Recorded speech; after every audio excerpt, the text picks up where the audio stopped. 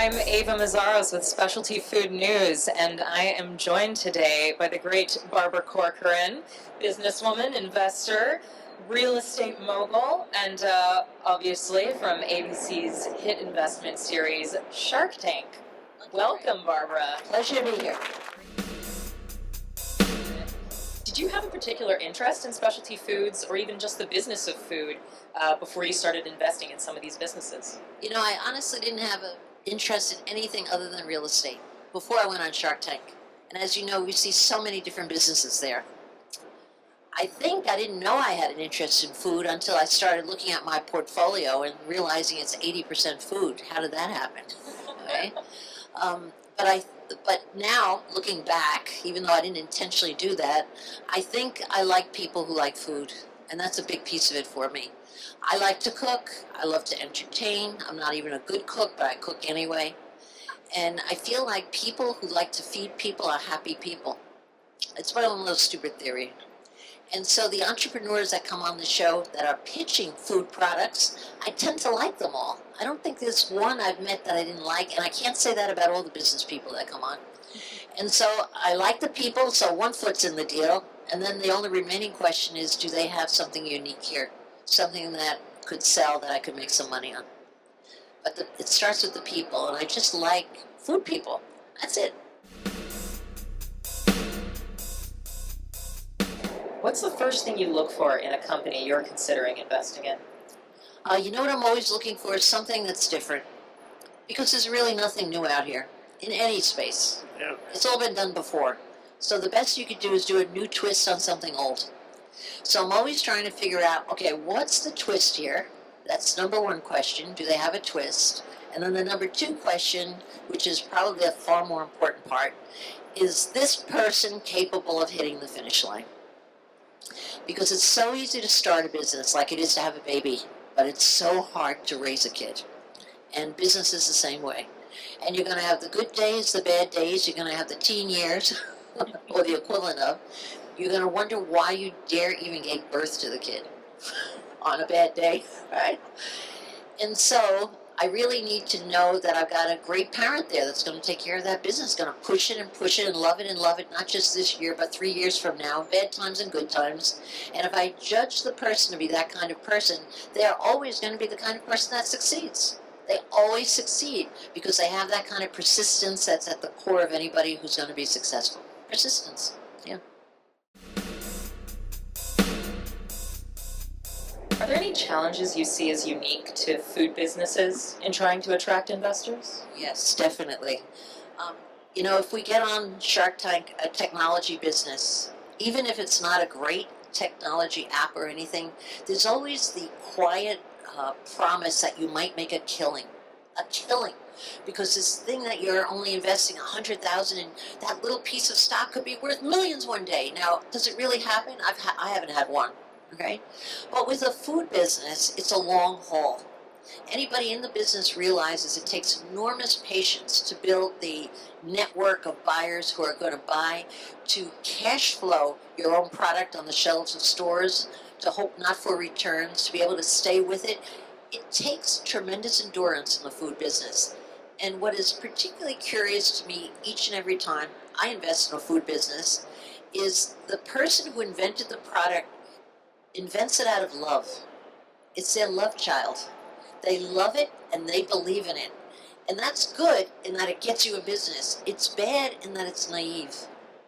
So once you're really in the throes of building a business and trying to get on store shelves and handle the cash flow and all the free merchandise you wind up giving one way or the other, you realize what a long haul it is. And so it's good that you were stupid enough to get into it. But it's bad in that the surprise is it's much harder than it looks. You know, so I have tremendous respect for the endurance ability of the entrepreneurs that are really plugging away and making a go of it. It's just not an easy business. It's underestimated tremendously. Yeah. What's the one thing a company can do to turn off an investor? Oh, there's lots you could do. Okay.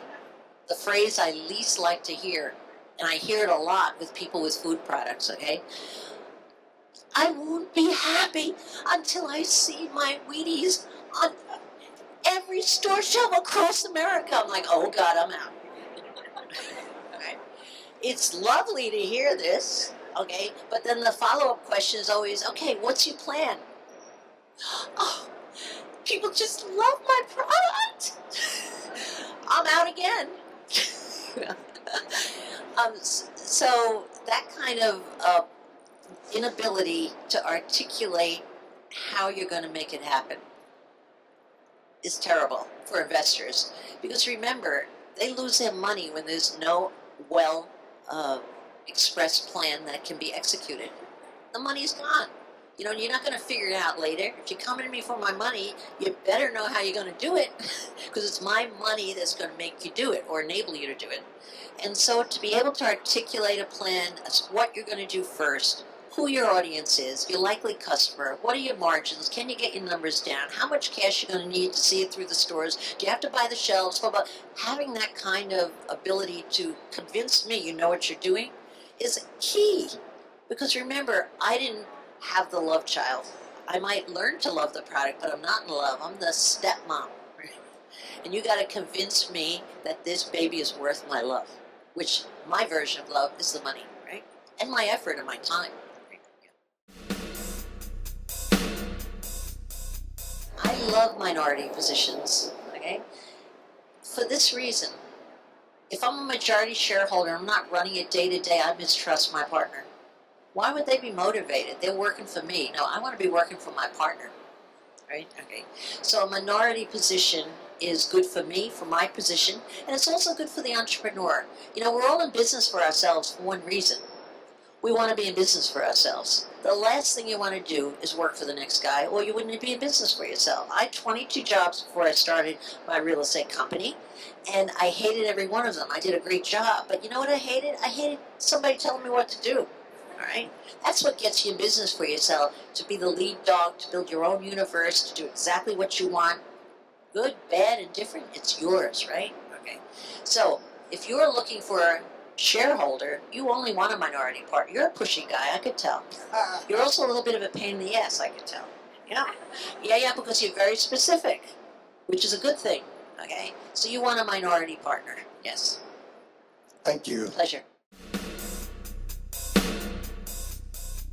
I have a little experience here, most of it negative, I'll share with you. All right. First of all, I don't think there's a limit to a handmade product. I think we all live in a world right now that people cherish that. Okay, so it's a premium product is what it is, right? For example, Daisy Cakes, who makes all of her cakes by hand, including sifting the flour by hand, a lengthy process, and sells her cakes for, I think it's $50 a cake, an 8-layer, big, juicy, homemade cake shipped direct to you, all right? She actually was able to sell thousands upon thousands more than she was doing at home when she took it to a commercial kitchen. Still handmade, okay? But somebody else was hand making it, all right? And she was able to really expand her business tremendously. However, it took 3 kitchens. The first 2 ruined her product and almost put her out of business. Returned cakes that she never had before. All right? All right. You know, most consultants I find, my brother T, who's in business for himself, including 8 of my 9 siblings, believe it or not, are in business for themselves. My parents must have done a number on us, okay? But he has an expression for consultants. If anybody's a consultant, don't be offended, and maybe you've heard it, but I'd never heard it. He said, they borrow your watch to tell you what time it is. So that was a good one, right? Okay. But the consultant will tell you their job is to be an editor, a negative eye to tell you what won't work. Remember that. That's the perspective. That's what they paid for. Your job as the entrepreneur is to trust your instinct and march forward. And so I'm not saying you don't get bad advice. It's useful advice to resize what you're doing. But you must believe that you can do exactly what you want to do. Because it's from that belief that you actually wind up creating an empire. It's the God's honest truth. It's not magic juice or foofy thinking. It's what gets you there, right? Let me just say to each of you here, I'm assuming most of the people in this room are in business for yourself and are working a small business in the food space. Good for you. It takes such courage. Don't you feel sorry for everybody else who really wanted to do it and never tried it? And even if, I had another business before real estate and I failed miserably at it, it was flowers. And I love flowers, I still do. But it was a hobby, not a business. I didn't know it at the time.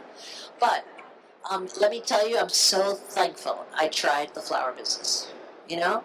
And so the pain of failing at something is nothing compared to the pain of having a regret of not trying.